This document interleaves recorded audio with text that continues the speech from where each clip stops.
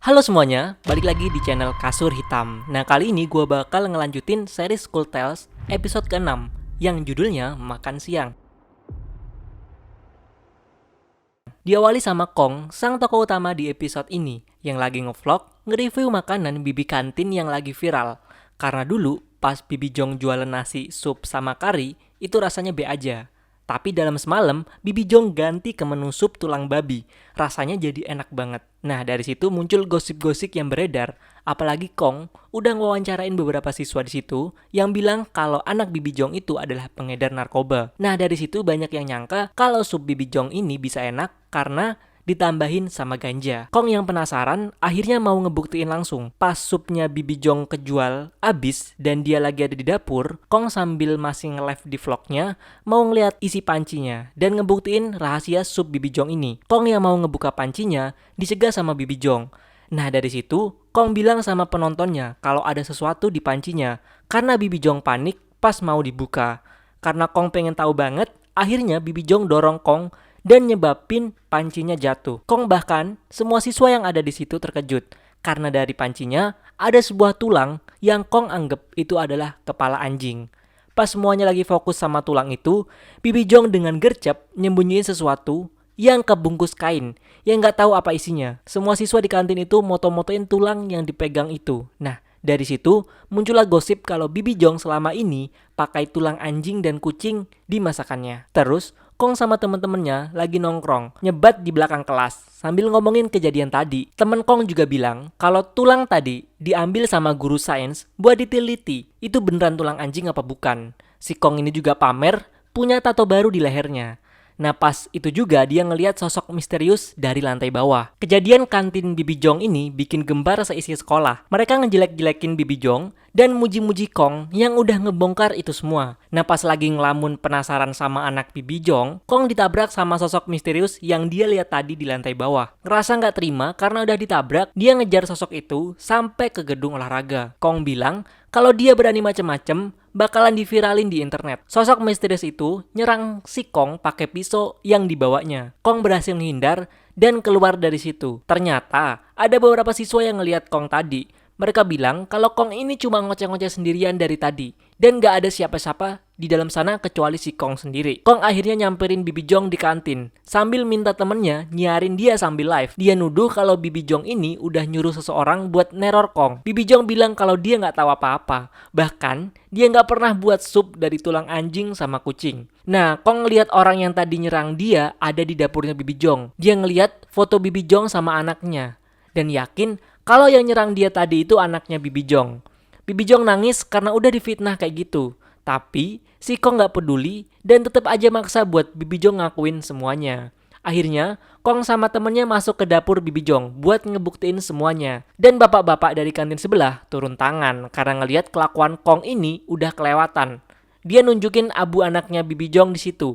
Dia juga bilang kalau anaknya Bibi Jong ini udah mati sebulan yang lalu.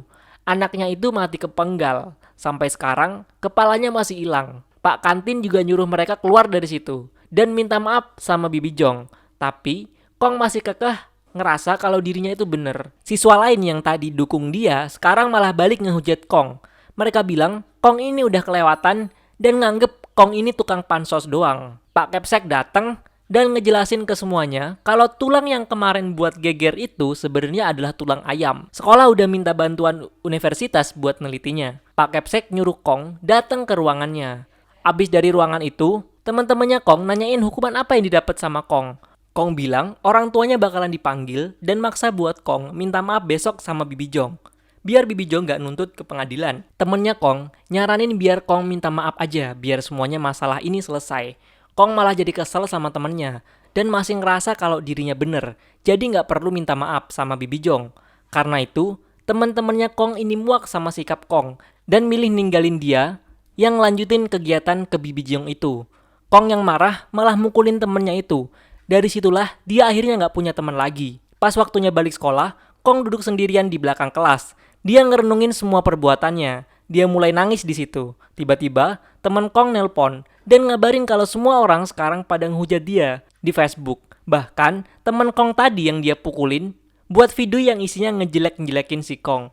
Kong yang udah gelap mata akhirnya ngelakuin cara buat ngefitnah Bibi Jong lagi. Dia bahkan ngebunuh kucing di sekolah dan ngebawa ke dapur Bibi Jong. Pas sampai di sana, Kong kaget karena dapur Bibi Jong penuh sama jamuan semacam sesajen, bahkan ada kepala kambing yang biasanya digunain buat ritual-ritual pemujaan setan. Dan foto anaknya juga di situ. Pas Kong mau rekam itu semua buat dijadiin bukti, HP-nya tiba-tiba aja error. Di situ tiba-tiba muncul sosok misterius yang Kong duga adalah anak Bibi Jong. Kong bilang suruh nunjukin wajahnya. Ternyata sosok misterius ini nggak ada kepalanya. Abis ngeliat itu, Kong pun kabur dari dapur Bibi Jong. Nah, di ruangan kapsek, guru-guru mulai ngomongin Kong. Mereka bahkan nemuin komentar di postingan itu kalau Kong ini makin narkoba. Kong pun datang minta tolong ke guru sama kapsek di ruangan itu. Dia bilang kalau hantu anaknya Bibi Jong berusaha buat bunuh dia.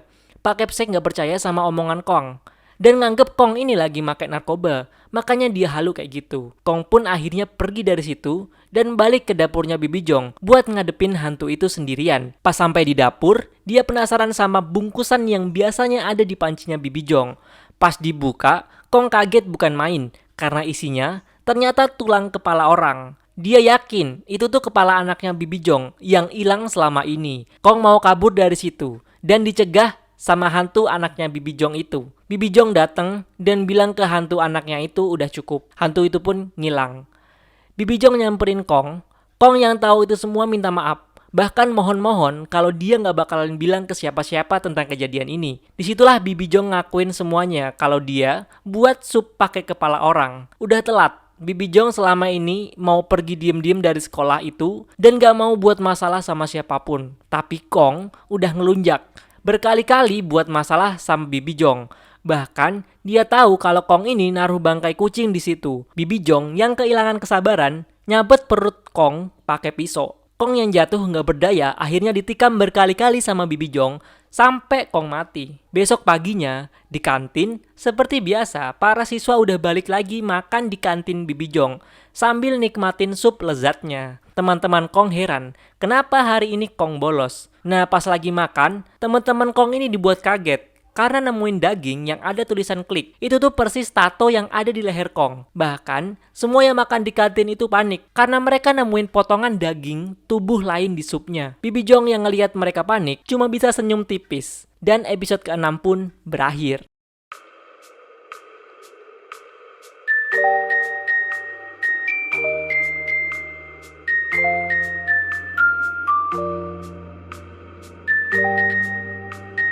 Thank